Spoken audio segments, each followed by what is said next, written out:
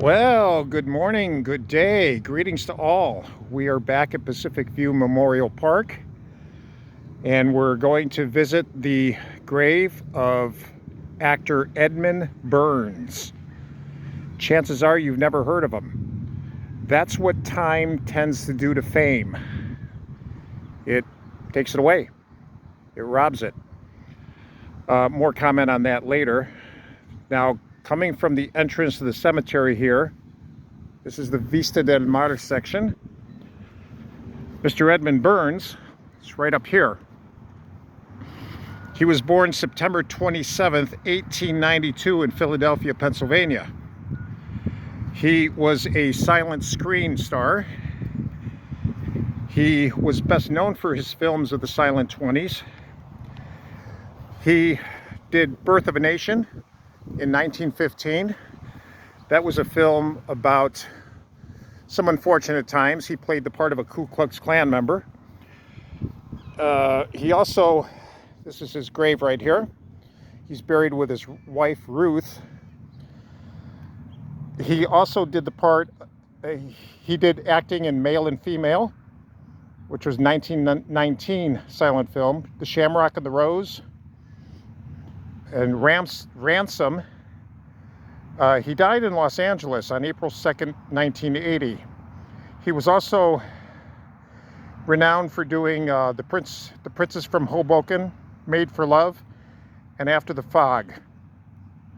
He also did other films such as Shadow of the Eagle, Hollywood Boulevard, and Murder with Pictures. Those were films in the 30s when they became talking motion pictures. Never heard of this guy, right? Well, we live in a time where people largely don't read. They really don't read, let alone do they read history. So we're going to walk to the grave now of some actors that you've probably heard of. At least you've heard of one of them. The Cagney family, C-A-G-N-E-Y. You've all heard of James Cagney? James Cagney was the most famous of the Cagney actors. James Cagney is not here. James Cagney died at 86 years of age. In the 1980s, he's buried in Hawthorne, New York. The reason being is he went back near his hometown. The other Cagneys are out here. Let's discuss Jeanne Cagney, first of all. Jeanne was the youngest of the Cagney siblings. She had 4 older brothers. There was Harry and Edward. Harry and Edward were not actors, really, although they did some film work. They became medical doctors. Then there was James, of course. You've probably heard of the film Yankee Doodle Dandy, which I watched many, many years ago. It was hilarious. Great film. Great singing, great dancing. James was great. But someone in the Cagney family actually helped James attain greatness. That was his brother William. William also helped Jeanne. This is their graves right here. As I said, Jeanne was born in 1919. She was the youngest of the Cagney siblings. Unfortunately, the Cagney family lost their father, James Sr., in 1918. He died kind of young. So she became interested in acting. She was in the theater. She also studied acting professionally at the Pasadena Playhouse. A lot of professional actors went to the Pasadena Playhouse. She appeared in 19 films, several of which her brother here, William, matched her up with. Because William not only did acting, he took care of the business end of things. Jeanne appeared in 19 films between 1939 and 1965. She was in Yankee Doodle Dandy with her brother James.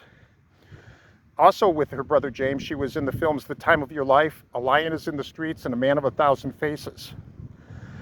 She gave her most notable performance in the crime noir film Quicksand with Mickey Rooney.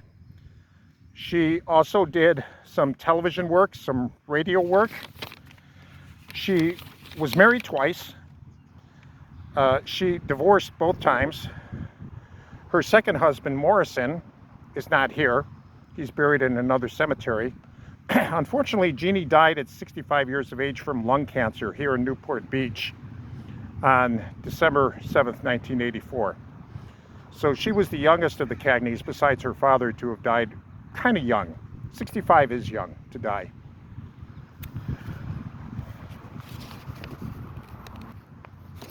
Her brother, William Cagney, right here, right next to her, was really the brains and the strategist behind the acting career of all three Cagneys, of James, Jeannie, and himself, William. He did some silent work. He also did such films as Lost in the Stratosphere, Flirting with Danger. He produced The Bride Came, COD, Yankee Doodle Dandy, so he had a hand in that famous film. And he definitely managed his brother James's business affairs. William Cagney here was also married twice. He divorced twice, so both Cagneys here are buried next to each other. They're not buried with their spouses because they had no spouses when they died. William died at 82 years of age on January 3rd, 1988, in Newport Beach. So if you recognize the name James Cagney, give a lot of credit to William, because William helped make him what he was. Now, in case any of you don't recognize the Cagney name, I'm sure many of you do, but there are some of you that don't. Not surprising. I read a story recently. This happened in 2018, so it was about 6 years ago. Sir Paul McCartney showed up to an awards event in Hollywood, and the security guard wouldn't let him in. He said, "I don't know who you are." It's like, Paul McCartney, the Beatles. Hello, what? Yeah. We're living in a time, sadly, where people not only don't read history, they don't read in general. They're hooked on social media. They're hooked on quickies and quick videos and really quick articles about current things, and they're not even up to speed on current events. Which is not good. It's not good at all. When people stop reading, when they stop getting informed, the culture quickly decays.